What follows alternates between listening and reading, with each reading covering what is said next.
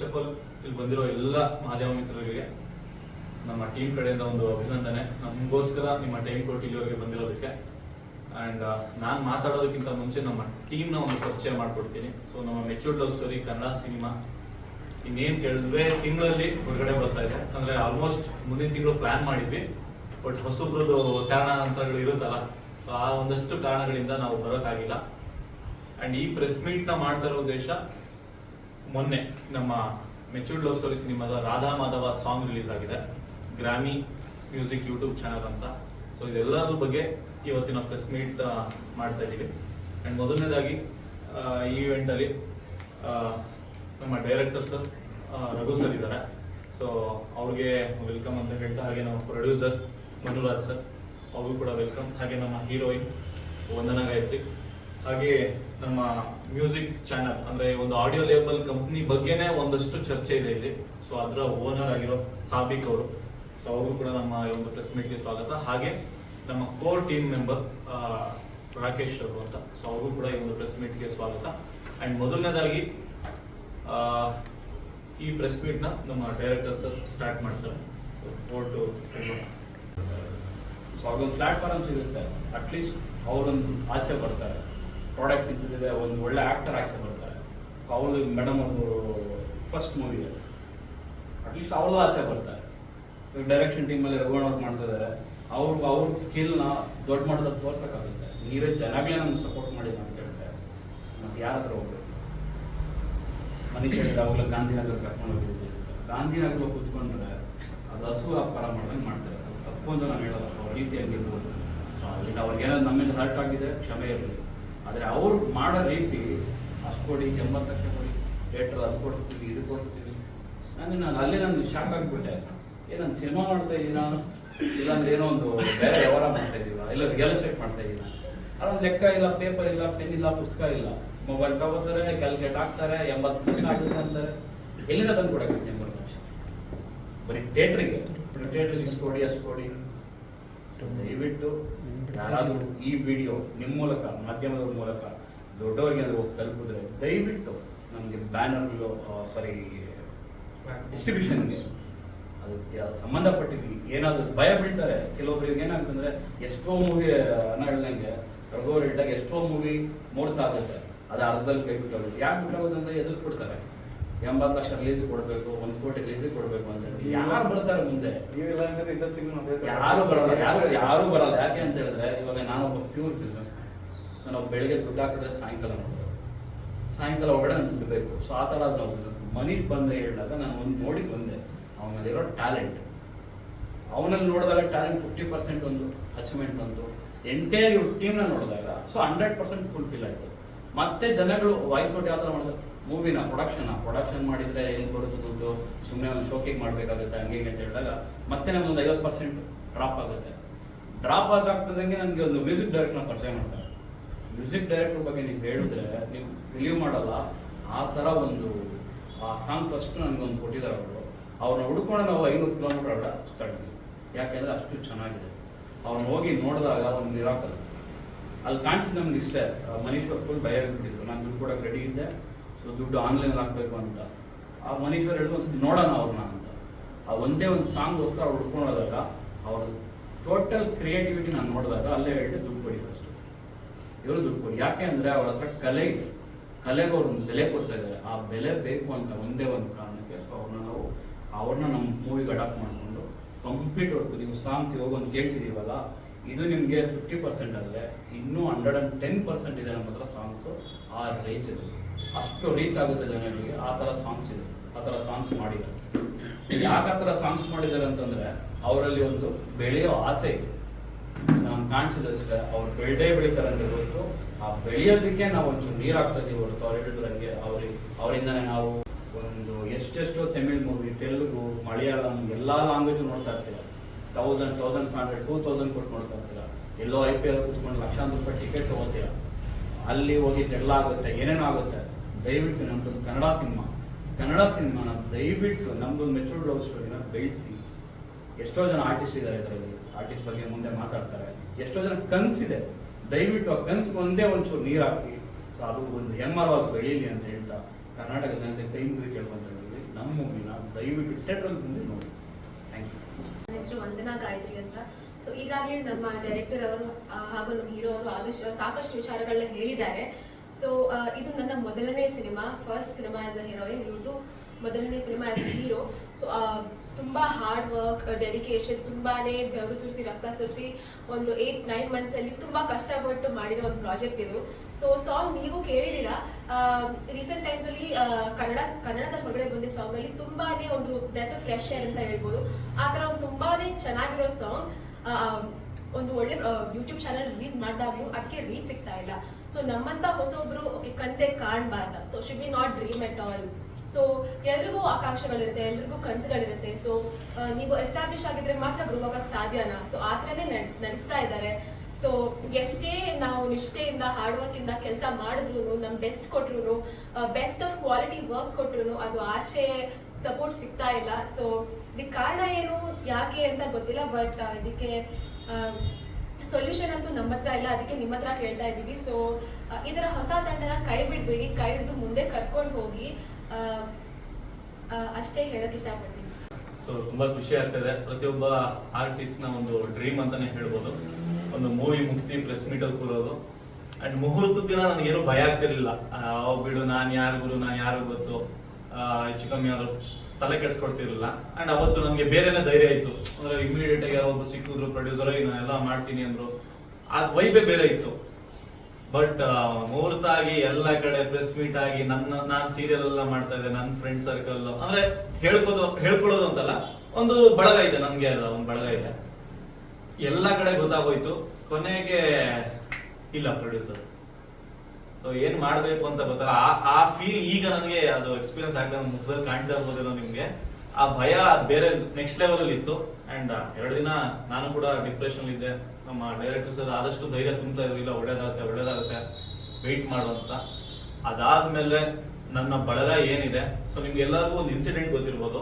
Naveen Shankar sir ಒಂದು ಮೂವಿಗೆ first ಒಂದು ಚಿಕ್ಕದ ಒಂದು ಟ್ರೈಲರ್ ತರ ಒಂದು ಕಂಟೆಂಟ್ ಮಾಡ್ತಾರೆ, ಅದಾದ್ಮೇಲೆ ಒಂದು ದೊಡ್ಡ ಮಟ್ಟದ ಇನ್ವೆಸ್ಟ್ಮೆಂಟ್ ಎತ್ಕೊಂಡ್ ಬರ್ತಾರೆ.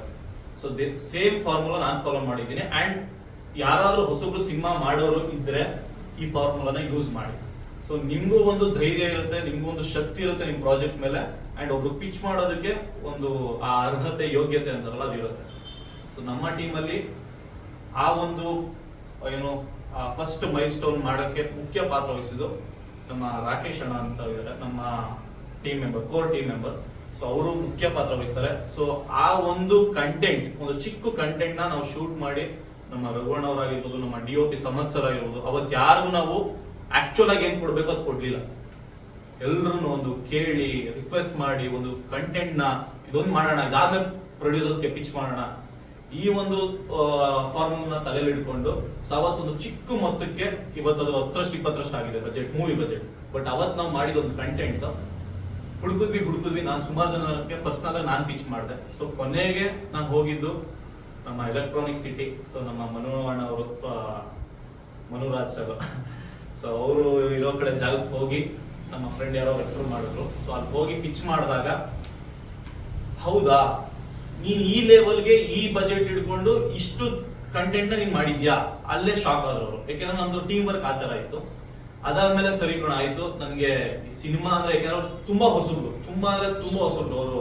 ಇವನ್ ಎಷ್ಟೋ ಟ್ರೆಂಡಿಂಗ್ ವಿಷಯಗಳು ಕೂಡ ಸಿನಿಮಾದ ಬಗ್ಗೆ ಅವ್ರಿಗೆ ಅಷ್ಟು ಕಾನ್ಸಂಟ್ರೇಟ್ ಮಾಡೋದು, ಯಾಕಂದ್ರೆ ಅವ್ರು pure business man. So but ಅವ್ರು ಅವತ್ತು ನನ್ನ ಕಂಟೆಂಟ್, ನಾವು ಮಾಡಿದ ಟೀಮ್ ವರ್ಕ್, ನಮ್ಮ ಹತ್ರ ಇಟ್ಕೊಂಡಿದ್ದ ಬಜೆಟ್ ಅಲ್ಲಿ ನಾವು ಮಾಡಿದ ವರ್ಕ್ಗೆ ಇಂಪ್ರೆಸ್ ಆಗಿ, ಇಲ್ಲ ನಾನು ನಿನ್ ಜೊತೆ ನಿಂತ್ಕೋತೀನಿ, ಅದೇನೇ ಆಗ್ಲಿ, ಈ ಫಿಲಂ ಫುಲ್ ಮುಗಿಸು, ಅಂಡ್ ನಾನ್ ಟೈಮ್ ಲೈನ್ ಕೊಡ್ತೀನಿ, ಆ ಟೈಮ್ ಲೈನ್ ಅಲ್ಲಿ ಮುಗಿಬೇಕು, ಅದೊಂದೇ ನನ್ನ ಕಂಡೀಷನ್ ಅಂತ ಅವತ್ತು ಹೇಳಿ ನಮ್ಮ ಮೇಲೆ ನಂಬಿಕೆ ಇಟ್ಟು ಮಾಡಿಸಿದ್ರು.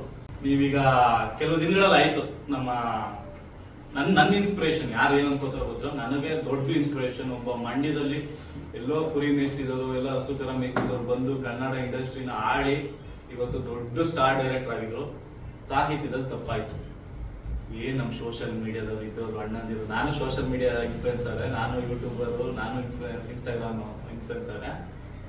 ಅದನ್ನ ತಪ್ಪು ಮಾಡೋದನ್ನ ಗುರ್ತಿಸಿದ್ರಿ, ಹೈಲೈಟ್ ಮಾಡೋದ್ರಿ, ಆ ರೀಚ್ ಏನ್ ಕೊಡ್ಬೇಕಿತ್ತು ಕೊಟ್ರಿ, ಒಬ್ರನ್ನ ಎಷ್ಟು ತುಳಿಬೇಕಿತ್ತು ತುಳಿದ್ರಿ. ಅಂಡ್ ಅಗೈನ್ ಅವ್ರು ಬ್ಯಾಕಪ್ ಆದ್ರು, ಸರಿ ಹೋಯ್ತು, ಅಂಡ್ ಕ್ಷಮೆನೂ ಆಯ್ತು, ಅಂಡ್ ತಪ್ಪು ಅವ್ರು ಮಾಡಿದ ತಪ್ಪು. ಬಟ್ ನಾನ್ ಹೇಳ್ತಾ ಇರೋದು ಇಲ್ಲ, ಆ ವಿಷಯನಲ್ಲ, ಆ ವಿಷಯನ ತಪ್ಪಕ್ಕಿಡಿ. ಆ ವಿಷಯನ ಸೋಷಿಯಲ್ ಮೀಡಿಯಾದಲ್ಲಿ ಹೈಲೈಟ್ ಮಾಡಿದಷ್ಟು ಇವತ್ತು ಸಾಹಿತ್ಯ ಇಷ್ಟು ಚೆನ್ನಾಗಿರೋ ಸಾಹಿತ್ಯನ ಯಾರೋ ಒಬ್ಬ ಹೊಸಬ ಬಂದು ಸಾಹಿತಿಗಾರ ಬರ್ದಿದ್ದಾನೆ, ಯಾರೋ ಒಬ್ಬ ಇಷ್ಟು ಚೆನ್ನಾಗಿ ಮ್ಯೂಸಿಕ್ ಮಾಡಿದ್ದಾನೆ ಅಂದಾಗ ಆ ನೆಗೆಟಿವ್ ಮಾಡಿದ್ನ ಇವತ್ತು ಪಾಸಿಟಿವ್ ಮಾಡಿದ್ರೆ ಒಬ್ಬ ಮ್ಯೂಸಿಕ್ ಡೈರೆಕ್ಟರ್ ಹುಟ್ಕೋತಾನಲ್ವ ಕನ್ನಡ ಇಂಡಸ್ಟ್ರಿಗೆ. ಅದೇ ಒಬ್ಬ ಯಾರೋ ಒಬ್ಬ ಸಾಹಿತಿ ಬರ್ದು ಅವನೊಬ್ಬ ಲಿರಿಸಿಸ್ಟ್ ಹುಡ್ಕೋತಾನಲ್ವಾ, ಒಂದು ಮೂವಿ ಗೆಲ್ಲುತ್ತೆ ಅಲ್ವಾ. ಅವತ್ತು ಈಗ ಪೇಯ್ಡ್ ಪ್ರಮೋಷನ್ ಈಗ ಆಯ್ತು, ಸರ್ದೇನೋ ಚೆನ್ನಾಗ್ ಬಂತು ಹೊಗಳಿ ಮಾಡಿಸೋದು ಅಂದ್ರೆ ಅದೇನೋ ಪೇಯ್ಡ್ ಅನ್ಬೋದು. ಅದಕ್ಕೂ ಕೆಲವರು ಏನೇನು ಹೇಳ್ತಾರೆ ಅದು ನಮ್ಗೆ ಗೊತ್ತಿಲ್ಲ, ದೊಡ್ಡ ವಿಷಯ. ಬಟ್ ಎಷ್ಟೋ ಜನ ಬಾಯ್ ಬಂದಂಗೆ ಇನ್ಸ್ಟಾದಲ್ಲಿ ಓಡುತ್ತೆ, ಒಬ್ರ ಬಗ್ಗೆ ಮಾತಾಡೋದು, ದೊಡ್ಡವ್ರ ಬಗ್ಗೆ ಮಾತಾಡೋರು ಓಡುತ್ತೆ ಅಂದ್ಬಿಟ್ಟು ಬಾಯ್ ಬಂದಂಗೆ ಮಾತಾಡೋರು. ಇವತ್ತು ಸಾಹಿತ್ಯ ಚೆನ್ನಾಗಿದೆ, ಹೊಸಬ್ರು ಬಂದು ಕೊಟ್ಟಿದ್ದಾರೆ, ಇವತ್ತು ಮಾತಾಡಿ. ಅಂಡ್ ಓಪನ್ ಆಗಿ ಹೇಳ್ತೀವಿ, ಹೊಸ ಪ್ರೊಡಕ್ಷನ್ಸ್ ಏನೇ ಇದ್ರು ಸಿನಿಮಾ ಕಂಪ್ಲೀಟ್ ಆಗಿ ಹಾಕಿರ್ತಾರೆ, ರಿಲೀಸ್ಗೆ ಏನೋ ಸೇಫ್ ಆಗಿ ಇಟ್ಕೊಂಡಿರ್ತಾರೆ ಬ್ಯಾಕಪ್ ಆಗಿ. ಬಟ್ ಪ್ರಮೋಷನ್ಗೆ ದೊಡ್ಡ ದೊಡ್ಡ ಸಿನಿಮಾಗಳು ಪ್ರಮೋಷನ್ ಮಾಡೋ ಮಟ್ಟಕ್ಕೆ ಯಾರ ಕೈಲೂ ಮಾಡಕ್ಕಾಗಲ್ಲ. ಏಕೆಂದ್ರೆ ಇವತ್ತು ನನಗನ್ನ ಹಾಕಿರೋರು ನಾಳೆ ಇನ್ನೊಬ್ಬ ಹೀರೋ ಬಂದ್ರು ಅವ್ರಿಗೆ ಫಸ್ಟ್ ಫಿಲಮ್ ಮಾಡ್ಬಿಟ್ಟು ನಿಲ್ಸ್ಬೇಕು ಅಂತ ಯಾವ ಪ್ರೊಡಕ್ಷನ್ ಹೌಸ್ ಇರೋದು. ಗೆಲ್ಲಿ ಸೋಲಿ ಅವ್ರು ನಂಗೆ ಅದೇ ಮಾತು ಹೇಳಿರೋದು, ಗೆಲ್ಲಿ ಸೋಲಿ ಈ ಫಿಲಮ್ ಆದ್ಮೇಲೆ ನಾನು ಇನ್ನೂ 2 ರಿಂದ 3 ಫಿಲಮ್ ಮಾಡ್ತೀನಿ ಅಂತ. ಸೊ ನಾವು ಸಿಕ್ಕಿದ್ರು ಅಂದ್ಬಿಟ್ಟು ಸುಮ್ಮನೆ ಯೂಸ್ ಮಾಡ್ಕೋಬಾರ್ದು, ಎಲ್ಲಿಗೆ ಬೇಕು ಅಲ್ಲಿ. ಈಗ ಪ್ರಮೋಷನ್ ಈಗ ಹೇಳಿದ್ರೆ ಈವೆಂಟ್ ಮಾಡ್ಬೋದು ಅಂತ, ಆ ಇವೆಂಟ್ ಜನ ಸೇರ್ಸೋಕ್ಕೂ ದುಡ್ಡು ಕೊಡ್ಬೇಕಾಗುತ್ತೆ ಆಮೇಲೆ. ಇಲ್ಲ ಒಬ್ರು ಸ್ಟಾರ್ ಅಂತ ಕರ್ಕೊ ಬರ್ಬೇಕಾಗುತ್ತೆ, ಈಗ ಆ ಸ್ಟಾರ್ಗೂ ದುಡ್ಡು ಕೊಡ್ಬೇಕಾಗುತ್ತೆ. ಸೊ ರಿಯಾಲಿಟಿ ಮಾತಾಡಕ್ ಹೋದ್ರೆ ಅದೇನಾಗುತ್ತೋ ಗೊತ್ತಿಲ್ಲ. ಬಟ್ ದಯವಿಟ್ಟು ಕೊನೆಯದಾಗಿ ಕೇಳ್ಕೊತೀನಿ, ಮತ್ತೆ ಕೇಳ್ಕೊತೀನಿ, ಯಾವ್ದಾದ್ರು ಒಂದು ಲೀಡರ್ಶಿಪ್ ತಗೊಳ್ಳಿ ಇಂಡಸ್ಟ್ರಿ. ನಿಜವಾಗ್ಲೂ ಆ ಲೀಡರ್ಶಿಪ್ ಇಲ್ಲ ಅಂದ್ರೆ ಇದು ಬೇರೆ ರೀತಿನೇ ಆಗ್ತಾ ಇದೆ. ಅಂಡ್ ಆಡಿಯನ್ಸ್ಗೆ ಎಲ್ಲ ಹೇಳ್ತಾರಲ್ಲ ಏನೂ ಆಗಿಲ್ಲ, ಯಾರು ಬೈಬೇಡಿ, ಇಂಡಸ್ಟ್ರಿಗೆ ಏನೂ ಆಗಿಲ್ಲ, ಥಿಯೇಟರ್ಸ್ಗೆ ಏನೂ ಆಗಿಲ್ಲ ಅಂತ. ಇಲ್ಲ, ಅದು ಬೇರೆನೇ ನಡೀತಾ ಇದೆ. ನಾವು ಹೊರಗಡೆ ಅನ್ಕೋತಿದ್ವಿ, ಒಳಗಡೆ ಬಂದಾಗ ಗೊತ್ತಾಗ್ತದೆ ಬೇರೆನೇ ನಡೀತಾ ಇದೆ. ದಯವಿಟ್ಟು ಯಾರಾದ್ರೂ ಒಂದು ಸ್ಟೆಪ್ ತಗೊಂಡು ಏನಾದ್ರು ಒಂದು ಸೊಲ್ಯೂಷನ್ ಕೊಡಿ ಅಂತ ಕೈ ಮುಗಿ ಕೇಳ್ಬೋದು. Thank you so much. Social media channels ಆಗಿರ್ಬೋದು, ಬೇರೆ ರೀತಿ ಪ್ಲಾಟ್ಫಾರ್ಮ್ ಚಾನಲ್ಸ್ ಆಗಿರ್ಬೋದು, ಎಲ್ಲರೂ ಬಂದು ಈ ಒಂದು ಪ್ರೆಸ್ ಮೀಟ್ನ ಚೆನ್ನಾಗಿ ನಡೆಸ್ಕೊಟ್ಟಿದ್ದೀರಾ. ಆ್ಯಂಡ್ ಒನ್ಸ್ ಅಗೇನ್ ನಮ್ಮ ಸ್ಟೇಜಲ್ಲಿರೋ ಎಲ್ಲ ವ್ಯಕ್ತಿಗಳಿಗೆ ನನ್ನ ಕಡೆಯಿಂದ ಧನ್ಯವಾದಗಳು. ಆ್ಯಂಡ್ ಮೆಚ್ಯೂರ್ಡ್ ಲವ್ ಸ್ಟೋರಿ 9 ತಿಂಗಳು ಕೂಸು, ಇದಕ್ಕೆ ಎಷ್ಟೋ ಜನ ಕಾಣದ ಕೈಗಳ ಕೊಡುಗೆಗಳಿದೆ. ಸೊ ಅದು ಸಿನಿಮಾ ಲಾಂಚ್ ಇವೆಂಟ್ ಅಲ್ಲಿ ಎಲ್ಲರೂ ಬರ್ತಾರೆ, ತುಂಬಾ ಜನ ಇದ್ದಾರೆ. ಎಷ್ಟೆಷ್ಟೋ ಒಬ್ಬೊಬ್ಬ ಹೆಂಗ್ ಹೇಳ್ಬೇಕು, ಅದನ್ನ ಹಿಂಟ್ ಕೊಡೋದಾದ್ರೆ ಒಂದೊಂದು ಕೆಫೆ ಓನರ್ ಇಂದ ಹಿಡಿದು ಒಬ್ಬ ಯಾರೋ ಪಾರ್ಕ್ ಇನ್ಚಾರ್ಜ್ ಇರ್ತಾರಲ್ಲ, ಬೆಂಗಳೂರು ಪಾರ್ಕ್ ಇನ್ಚಾರ್ಜ್ ಇಂದ ಹಿಡಿದು ಯಾರು ಪ್ರತಿಯೊಬ್ಬರದ್ದು ಕೊಡುಗೆಗಳಿದೆ. ಅದೆಲ್ಲ ಮೈಸೂರು ಡಾಬಾದ ಓನರ್, ಪ್ರತಿಯೊಬ್ರು ಕೊಡುಗೆಗಳಿದೆ. ಅದು ಯಾವ ದೇವ್ರು ನಮ್ಮ ಮೇಲೆ ಕಂಡ್ಬಿಟ್ಟು ಆಶೀರ್ವಾದ ಮಾಡಿದ್ರು ಗೊತ್ತಿಲ್ಲ. ನಾವ್ ಎಲ್ಲಿ ಹೋಗ್ತೀವಿ, ನಮ್ಗೆ ಏನ್ ಬೇಕು ಅಂತ ಕೇಳ್ತೀವಿ, ಎಲ್ಲರೂ ದಾರಿ ಹೇಳಿದ್ದಾರೆ. ಸೊ ಎಲ್ಲರೂ ನಮ್ಮ ಲಾಂಚ್ಗೆ ಕಸ್ಸೆ ಕರೆಸ್ತೀನಿ. ಅಂಡ್ ಈ ವಿಡಿಯೋದಲ್ಲಿ ಮುಖ್ಯವಾಗಿ ಇವತ್ತು ರಾಧಾ ಮಾಧವ ಸಾಂಗ್ಗೆ ಮೇನ್ ವ್ಯಕ್ತಿ ಅಂದ್ರೆ ನಚಿಕೇತ್ ಭರದ್ವಾಜ್, ಸೊ ಚಿಕ್ಕಮಗಳೂರವರು. ಅಂಡ್ ಅವ್ರ ಬಗ್ಗೆ ನಾನು ಅವ್ರನ್ನ ಇವತ್ತು ಕರ್ಸ್ತಿಲ್ಲ ಅಥವಾ ಅವ್ರು ಬಂದಿಲ್ಲ ಅನ್ನೋದು ಉದ್ದೇಶ ಒಂದೇ. ಇಲ್ಲ ಬ್ರೋ, ಜನ ನನ್ನ ಒಂದ್ಸಲ ಒಪ್ಕೊಳ್ಳಿ, ಫಸ್ಟ್ ಜನ ಕೇಳಲಿ ಯಾರು ಈ ಮ್ಯೂಸಿಕ್ ಅವ್ರು ಯಾರು ಅಂತ ಕೇಳಿ ಅವತ್ತು ಬರ್ತೀನಿ ಬ್ರೋ. ಅಂಡ್ ನಾನು ಅವ್ರಿಗೊಂದು ಮಾತು ಕೊಟ್ಟಿದ್ದೀನಿ, ಬ್ರೋ ನನ್ನ ಸಿನಿಮಾ ಇವೆಂಟ್ನ, ನಾನು ಲಾಂಚಿಂಗ್ ಇವೆಂಟ್ನ ಹೆಂಗ್ ಮಾಡ್ತೀನಿ ಅನ್ನೋದು ಗೊತ್ತಿಲ್ಲ. ನನ್ನ ಸಿನಿಮಾ ರಿಲೀಸ್ ಬಿಫೋರ್ ಇಡೀ ಕರ್ನಾಟಕಕ್ಕೆ ನಿಮ್ಮನ್ನ ಪರಿಚಯ ಮಾಡುವಂತ ಒಂದು ಪ್ರೆಸ್ ಮೀಟ್ ಮಾಡ್ತೀನಿ. ಅದು ನನ್ನ ಬಜೆಟ್ ಮೂವಿಲಿ ಬೇಕಾದ್ರೆ ಒಂದ್ ಸ್ವಲ್ಪ ಎಲ್ಲೋ ಒಂದ್ ಕಡೆ ಕಾಂಪ್ರೂವ್ ಆಗಿ ನಮ್ಮ ಪ್ರೊಡ್ಯೂಸರ್ನ ಒಪ್ಪಿಸಿ ಏನೋ ಒಂದು ಮಾಡಿ ಒಂದು ಇನ್ವೆಸ್ಟ್ಮೆಂಟ್ ತೆಗೆದು ಆ ದುಡ್ಡನ್ನ ಹಾಕಿ ಆ ವ್ಯಕ್ತಿನ ಇಂಟ್ರೊಡ್ಯೂಸ್ ಮಾಡಿಸ್ತೀವಿ. ಯಾಕೆಂದ್ರೆ ನಾನು ಇವತ್ತು ಸಿನಿಮಾ ಗೆದ್ದಿಲ್ಲ ಅಂದ್ರೂ, ಮೂವಿ ಗೆದ್ದಿಲ್ಲ ಅಂದ್ರೂ ನನಗೆ ಬೇಜಾನ ಅವಕಾಶಗಳಿದೆ. ದುರಂಕಾರದಲ್ಲಿ ಹೇಳ್ತಾರ ಆರ್ಟಿಸ್ಟ್ ಆಗಿ ಹೇಳ್ತಾ ಇದ್ದೀನಿ. ಒಬ್ಬ ಆರ್ಟಿಸ್ಟ್ಗೆ 100 ಪ್ರೊಡಕ್ಷನ್ ಇರುತ್ತೆ, 100 ಧಾರಾವಾಹಿಗಳಿರುತ್ತೆ, ಸಿನಿಮಾಗಳಿರುತ್ತೆ, ಹೋಗ್ತೀವಿ. ಮನೋಹಣ ಅವ್ರಿಗೂ ಅಷ್ಟೇ, ಇದು ಒಂದೇ ಅವ್ರೇನು ಇದನ್ನ ಒಬ್ರು ಹೆಲ್ಪ್ ಮಾಡಬೇಕು ಅಂತ ಮಾಡಿರೋದು ಅವ್ರ ಬಿಸ್ನೆಸ್ಗೆ. ಅಂಡ್ ರಘುಣ್ಣ ಅವ್ರದ್ದು ನೀವು ಕೇಳ್ದಂಗೆ ಅವರು ಹೀರೋ ಕಮ್ ಡೈರೆಕ್ಟರ್ ಆಗಿರೋದ್ರಿಂದ ಅವರು ಆಲ್ರೆಡಿ ಬೇರೆ ಬೇರೆ ಪ್ರಾಜೆಕ್ಟ್ಸ್ ಬಿಸಿ ಇದ್ದಾರೆ. ಒಂದನೇ ಅವ್ರಿಗೂ ಏನಿಲ್ಲ, ಬಟ್ ಟೆಕ್ನಿಕಲ್ ಇರ್ತಾರಲ್ಲ, ಈ ಮ್ಯೂಸಿಕ್ ಡೈರೆಕ್ಟರ್ ಆಗಿರ್ಬೋದು, ಮತ್ತೊಬ್ಬ ವ್ಯಕ್ತಿ ಕೊರಿಯೋಗ್ರಾಫರ್ ಆಗಿರ್ಬೋದು, ಇವ್ರುಗಳಿಗೆ ತುಂಬಾ ಇಂಪಾರ್ಟೆಂಟ್ ಇದೆ. ಅವ್ರು ಇಲ್ಲಿ ಗೆದ್ರೆ ನೆಕ್ಸ್ಟ್ ಇನ್ನೊಂದು ಕಡೆ ಇರುತ್ತೆ. ಅಂಡ್ ಅವ್ರನ್ನ ಪರಿಚಯ ಮಾಡಿಸ್ತೀವಿ.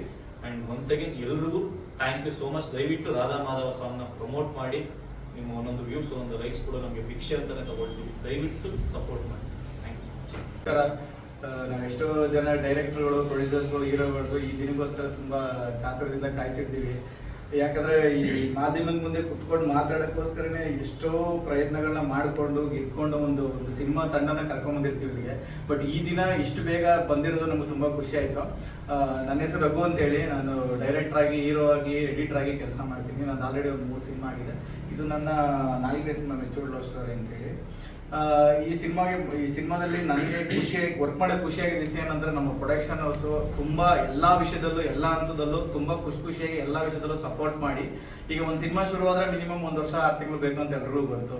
ಬಟ್ 9 ತಿಂಗಳಲ್ಲಿ ಸಿನಿಮಾ ಕಂಪ್ಲೀಟ್ ಆಗಿ ಸೆನ್ಸರ್ ಲೆವೆಲ್ ವರೆಗೂ ಬಂದಿದೆ. ಅದಕ್ಕೆ ಮೊದಲನೇ ಪಾತ್ರ ಬಂದು ನಮ್ಮ ಗಾನ್ವಿ ಪ್ರೊಡಕ್ಷನ್ಸ್. ನೆಕ್ಸ್ಟ್ ನಮ್ಮ ಮನೀಶ್ ನನಗೆ ತುಂಬಾ ಹಳೆ ಪರಿಚಯ. ಅವರು ಸಿನಿಮಾ ಮಾಡಬೇಕು ಅಂತ ಏನೋ ಸಿನಿಮಾ ಮಾಡಬೇಕು ಅಂತ ಬಂದಾಗ ಜೊತೆ ಕೈ ಜೋಡಿಸಿ ನಾವೆಲ್ಲ ಸೇರಿ ನಾವು ಸಿನಿಮಾ ಮಾಡಿದ್ವಿ. ಇವತ್ತು ಪ್ರೆಸ್ ಮೀಟ್ ಮಾಡ್ತಿರೋ ಉದ್ದೇಶ ಏನಂತಂದ್ರೆ ಹೊಸಬ್ರುಗಳಿಗೆ ಸ್ಟೇಜ್ ಇಲ್ಲ ಇಲ್ಲಿ. ಯಾಕೆ ಏನ್ ಸಮಸ್ಯೆ ಆಗಿದೆ ನನಗೆ ಗೊತ್ತಿಲ್ಲ. ಹೊಸಬ್ರುಗಳು ಇರೋದ್ರಿಂದ ಈ ಕನ್ನಡ ಸಿನಿಮಾಗಳು ಇನ್ನೂ ಅಲ್ಲಲ್ಲಿ ಥಿಯೇಟ್ರಲ್ಲಿ ಇನ್ನೂ ಕನ್ನಡ ಸಿನಿಮಾಗಳು ಬರ್ತಿದಾವೆ. ಅತಿ ಹೆಚ್ಚು ಸಿನಿಮಾ ನಮ್ಮ ಕನ್ನಡ ಆಡಿಯನ್ಸ್ ಕನ್ನಡ ಹೊಸಬ್ರುಗಳಿಗೆ ಸಪೋರ್ಟ್ ಮಾಡಲಿಲ್ಲ ಅಂತಂದ್ರೆ ಈಗ ದೊಡ್ಡ ಸಿನಿಮಾ ಅಂದ್ರೆ 5 ವರ್ಷ 6 ವರ್ಷ 8 ವರ್ಷ 10 ವರ್ಷ ಬೇಕು ಒಂದು ಸಿನಿಮಾ ಆಚೆ ಬರೋಕ್ಕೆ. ಈಗ ವರ್ಷಕ್ಕೆ ಒಂದು ವಾರಕ್ಕೆ 13 ಸಿನಿಮಾ ರಿಲೀಸ್ ಆಗುತ್ತೆ ಕನ್ನಡ ಸಿನಿಮಾ. ಎಲ್ಲ ಟೋಟಲ್ ಓವರ್ ಆಲ್ ಅದ್ರಲ್ಲಿ ಹೊಸಬ್ರದೇ 5 ಸಿನಿಮಾ 6 ಸಿನಿಮಾ ಇರುತ್ತೆ. ನೀವು ಹೊಸಬ್ರಿಗೆ ಸಪೋರ್ಟ್ ಮಾಡಿಲ್ಲ ಅಂದ್ರೆ ಥಿಯೇಟರ್ ಅವರು ನಮ್ಮ ಟೆಕ್ನಿಷಿಯನ್ಸ್ಗಳು ಮತ್ತೆ ದುಡ್ಡು ಹಾಕಿರೋರು ಪ್ರತಿಯೊಬ್ಬರು ನಾವು ತುಂಬಾ ನೋವಿನ ಪರಿಸ್ಥಿತಿಲಿ ಇದ್ದೀವಿ. ನಾನು ಕನ್ನಡಿಗರಿಗೆ ಕೇಳ್ಕೊಡೋದು ಅಂದ್ರೆ ಹೊಸಬ್ರಿಗೆ ದಯವಿಟ್ಟು ಆದ್ಯತೆ ಕೊಟ್ಟು ಹೊಸ ಸಿನಿಮಾಗಳಿಗೆ ನೀವು ಪ್ರೋತ್ಸಾಹ ನೀಡಿ. ನೋಡಿ ಈಗ ನಮ್ದೊಂದು ಸಾಂಗ್ ರಿಲೀಸ್ ಆಗಿದೆ, ತುಂಬಾ ಚೆನ್ನಾಗಿದೆ ಸಾಂಗ್, ಕೇಳಕ್ಕೆ ತುಂಬಾ ಚೆನ್ನಾಗಿದೆ. ಅದನ್ನ ಯಾಕೆ ಜನ ನೋಡ್ತಾ ಇಲ್ಲ, ಯಾಕೆ ಯಾರು ಶೇರ್ ಮಾಡ್ತಾ ಇಲ್ಲ, ಯಾಕೆ ಏನ್ ಸಮಸ್ಯೆ ಆಗಿದೆ ಅನ್ನೋದು ನಮ್ಗೆ ಗೊತ್ತಾಗ್ತಿಲ್ಲ. ಅದ್ರ ಬಗ್ಗೆ ಸ್ವಲ್ಪ ಗಮನ ಇಡಿ. ಮತ್ತೆ ನಮ್ಮ ಮಾಧ್ಯಮ ಮಿತ್ರರು ಹೊಸಬ್ರುಗಳನ್ನ ತುಂಬಾ ದೊಡ್ಡ ಮಟ್ಟಕ್ಕೆ ತಗೊಂಡೋಗಿರುವಂತ ಉದಾಹರಣೆಗಳು ತುಂಬಾ ಇದಾವೆ. ನೀವು ಕೂಡ ನಮ್ಮ ಟೀಮ್ನ, ನಮ್ಮ ರಿಚರ್ಡ್ ಲವ್ ಸ್ಟೋರಿ ಟೀಮ್ನ, ನಮ್ಮ ಈಗ ಇನ್ನೊಂದು ಹೇಳ್ಬೇಕಂದ್ರೆ ನಮ್ಮ ಗಾನ್ವಿ ಪ್ರೊಡಕ್ಷನ್ ಅಲ್ಲಿ ಹೊಸ ಕಲಾವಿದರನ್ನ ಹೊಸಬ್ರು ಅಂದ್ರೆ ಯಾರು ಬರಲ್ಲ ಇರುತ್ತೆ ಮಾಡಕ್ಕೆ ಸಿನಿಮಾನ. ಅಂತಂದ್ರೆ ಹೊಸಬ್ರನ್ನ ಬೆಳೆಸ್ಬೇಕು, ಉಳಿಸ್ಬೇಕು, ಅವ್ರನ್ನ ಒಂದು ದೊಡ್ಡ ಸ್ಥಾನ ತಗೊಂಡೋಗ್ಬೇಕು, ಒಂದು ಸ್ಟೇಜ್ ಕ್ರಿಯೇಟ್ ಮಾಡ್ಕೊಡ್ಬೇಕು ಅಂತ ಹೇಳಿ ಒಂದು ಪ್ರೊಡಕ್ಷನ್ ನಮ್ಮ ಕನ್ನಡ ಚಿತ್ರರಂಗಕ್ಕೆ ಎಂಟ್ರಿ ಆಗಿದೆ. ಆ ಪ್ರೊಡಕ್ಷನ್ ನಾವು ಉಳಿಸ್ಬೇಕು. ಮತ್ತೆ ನಮ್ಮಂತ ಹೊಸ ಕಲಾವಿದರುಗಳು ನಮ್ಮನ್ನ ನೋಡಿ ಸ್ಫೂರ್ತಿಯಾಗಿ ಇನ್ನೊಂದಷ್ಟು ಜನ ಬಂದು ಸಿನಿಮಾ ಮಾಡಿ ನಮ್ಮ ಕನ್ನಡ ಸಿನಿಮಾಗಳನ್ನ ಬೆಳೆಸ್ಬೇಕು. ಅದಕ್ಕೆ ಫಸ್ಟ್ ನಮ್ಮ ಮಾಧ್ಯಮ ಮಿತ್ರರು, ನಮ್ಮ ಕನ್ನಡ ಅಭಿಮಾನಿಗಳು ಎಲ್ಲರೂ ದಯವಿಟ್ಟು ಸಪೋರ್ಟ್ ಮಾಡಿ ಅಂತೇಳಿ ನಾನು ಕೇಳ್ಕೊತೀನಿ.